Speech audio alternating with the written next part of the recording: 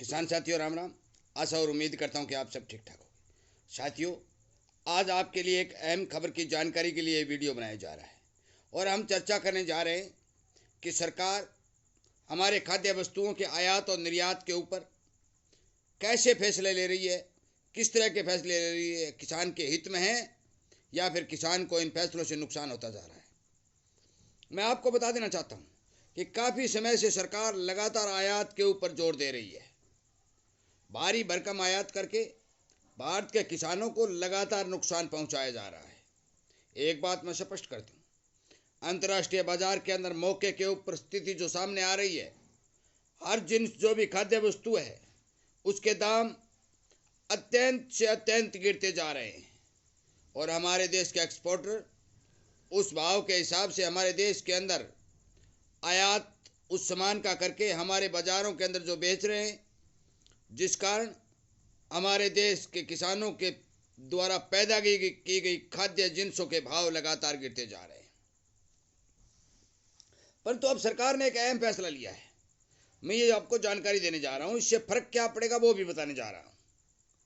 और इसीलिए मैं कहता हूँ कि आप यदि इस चैनल के साथ जुड़ेंगे, ये किसानी चैनल है, सच्चाई बताई जा रही है और ये कोई यूट्यूब वाले वीडियो वाली बात नहीं है। ये है जागरूकता अभियान के रूप में चलाया जा रहा अभियान।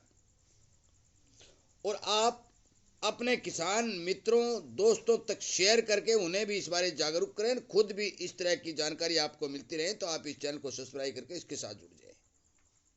साथियों, 2-3 दिन पहले ही सरकार ने एक अहम फैसला लिया है कि भूटान को भारत खाद्य वस्तुओं का निर्यात करेगा। मैं आपको बता देना चाहता हूं कि यदि भूटान की भारी भरकम मांग निकल के आती है, हमारे निर्यातक जो कंपनियां भारत का सामान निर्यात करती और आयात करती हैं, वो भूटान को निर्यात सामान करने की इच्छुक हैं और उसमें अपना योगदान देकर भारत का खाद्य वस्तु सामान जो भूटान में निर्यात करते हैं करें, तो मान के चलो कि किसान को थोड़ा बहुत सहारा जरूर मिलेगा, जो भाव के मामले में मिलेगा। चाहे वो दाल हो, चाहे वो चीनी हो, चाहे वो तेल हो, चाहे आटा हो, जो कुछ भी निर्यात होगा खाद्य वस्तु के हिसाब से वो भूटान को भारत सरकार ने निर्यात करने की मंजूरी दे दी है। और ये एक सरकार का सराहनीय कदम है, हमें प्रशंसा करनी चाहिए। और मैं सरकार से मांग करता हूं कि आप जो वस्तु आयात कर रहे हैं उस आयातित वस्तु के ऊपर ड्यूटी बढ़ाइए और उसकी मात्रा कम करिए और हमारे देश के किसानों द्वारा पैदा किया गया शुद्ध और देसी अनाज विदेशों को निर्यात करिए। मोटे अनाज के रूप में आप बाजरा का भारी भरकम निर्यात कर सकते हैं, क्योंकि बाजरा की विदेशों में बड़ी डिमांड है। आप सरसों तेल को भी निर्यात कर सकते हैं। आप कॉटन कपड़ा और धागे को भी निर्यात कर सकते हैं। मैं बता दूं कि अमेरिका द्वारा जो ट्रेड वार चली, उस ट्रेड वार के असर से हमारे भारतीय बाजार के ऊपर दबाव देखने को मिला। परंतु जितने भी हमारे देश के ट्रेडर थे, जो कंपनियां थी सामान बना रही थी, उन्होंने विदेशों में अपने बाजार ढूंढने शुरू कर दिए। यदि सरकार उनको मदद करे, उनके साथ जुड़े और हमारे भारतीय सामान को ज़्यादा से ज़्यादा विदेशों में निर्यात करने के ऊपर जोर दे, तो आप ये मान के चलो कि अमेरिका द्वारा लगाए गए टैक्स से हमारे कोई फर्क नहीं पड़ने वाला। परंतु सरकार यदि इस बारे आनाकानी करती है, कंज्यूमर को फायदा पहुंचाने के लिए विदेशों से आयात ज़्यादा करती है और अमेरिका के दबाव में जिस तरह से कॉटन के ऊपर दिसंबर तक फ्री ड्यूटी किया, इस तरह से काम करती है, तो फिर भारतीय किसान, भारतीय उद्योग और भारतीय व्यापारी को नुकसान होगा ही होगा। मैं एक उदाहरण दे देना चाहता हूं। सरकार ने मूंग की एमएसपी निर्धारित की, किसानों को मूंग की बिजाई करने के लिए प्रेरित किया। नतीजा क्या हुआ? नतीजा ये हुआ कि आज हमारे भारत में मूंग की इतनी पैदावार है कि जितनी खपत है उसके लगभग बराबर भारत पहुंच चुका है। इसका मतलब है कि किसानों को यदि ठीक भाव दिया जाए तो किसान हर जिन्स के अंदर भारत को आत्मनिर्भर बनाने की क्षमता रखते हैं। ये भारतीय किसान है, इसकी बाजू में इतना ताकत है, धरती का सीना चीर करके कम पानी में बिगड़ते हुए मौसम में नकली खाद, नकली बीज, अनेक तरह की समस्याओं से जूझते हुए भी किसान भारत को आत्मनिर्भर बनाने में सक्षम है। मूंग के अंदर अनेकों बीमारियां आई। पहले बरसातें कम हुई, फसल जल गई।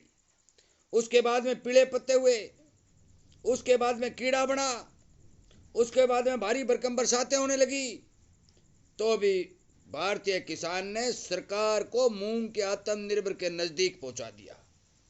यदि मौसम साथ देता तो ये किसान, ऐसा किसान जो भारत में बसता है, खेती करता है, वो जितनी जरूरत भारत के अंदर खपत, जितनी आवश्यकता भारत के अंदर मूंग की थी, उससे भी प्लस फसल खड़ी कर देता।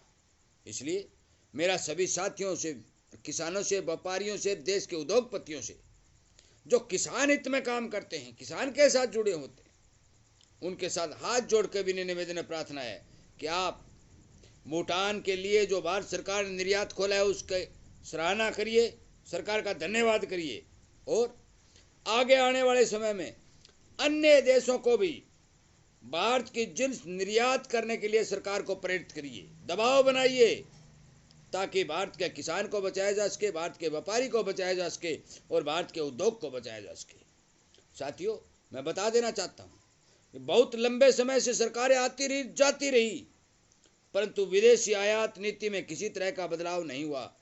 कुछ समय पहले आपको भी याद है, मेरे को भी याद है, खाद्य तेलों के ऊपर 40% ड्यूटी लगाई, सरकार लगाती थी।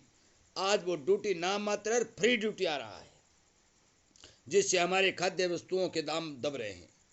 कॉटन है जो फ्री ड्यूटी आ रहा है, भारतीय किसान का नरमा भाव टूटता जा रहा है। सोयाबीन का तो आप जिक्र ही छोड़ दो, क्योंकि सोयाबीन के किसान तो संपूर्ण रूप से इतने नुकसान की चपेट में आ चुके हैं कि 10 वर्ष तक वो किसान उभरेंगे नहीं। भारी भरकम नुकसान सोयाबीन की फसल को 2025 में हुआ है। मैं बता देना चाहता हूं कि सरकार यदि अपनी आयात नीति पर विचार नहीं करेगी और विदेशों के अंदर जो जिनसे मंदी चल रही है, उन मंदी का फायदा उठाकर भारत में सामान बेचेगी और ये नीति जारी रहेगी, तो भारत कभी भी किसी भी चीज में आत्मनिर्भर नहीं बनेगा। साथियों, मेरा आपको एक संदेश और एक मेरी प्रार्थना कि आप मेरे द्वारा बनाए गए वीडियो सरकारी अधिकारियों, सरकारी नुमाइंदों तक पहुंचाने की कोशिश करें। सरकार जो अच्छे फैसले लेती है तो उससे धन्यवाद करने की कोशिश करें, और किसान की एक एक बात सरकार के कानों तक, सोशल मीडिया तक के द्वारा पहुंचाने की कोशिश करें, ताकि इस कुंभकर्ण की नींद सोई हुई सरकार को जगाया जा सके। मैंने आपको अपडेट दी कि भूटान के लिए निर्यात खोल दिया गया है, ये एक सच्चाई है। कितना निर्यात जाता है, किस चीज़ का निर्यात होता है, और भाव के अंदर कितना फर्क पड़ के किसान को कितना सहारा मिलता है, ये समय आने पर बताएगा। क्योंकि आज मौके के ऊपर बाजारों की स्थिति यदि देखें तो किसान को किसी भी जिन्स के भाव ठीक नहीं मिल रहे हैं। वीडियो सुनने के लिए, लाइक और शेयर करने के लिए मैं आप सबका धन्यवाद करते हुए इस वीडियो को विराम देता हूं। उम्मीद करता हूं कि किसान की आवाज़ को आप ज़्यादा से ज़्यादा सोशल मीडिया पर शेयर करके ज़्यादा से ज़्यादा लोगों तक पहुंचाने की कोशिश करेंगे, और ज़्यादा से ज़्यादा इस संख्या बल को बढ़ा करके सरकार को जगाने की कोशिश करेंगे, ताकि आने वाले समय में सरकार अपनी नीतियों पर विचार करे। आपका बहुत बहुत धन्यवाद।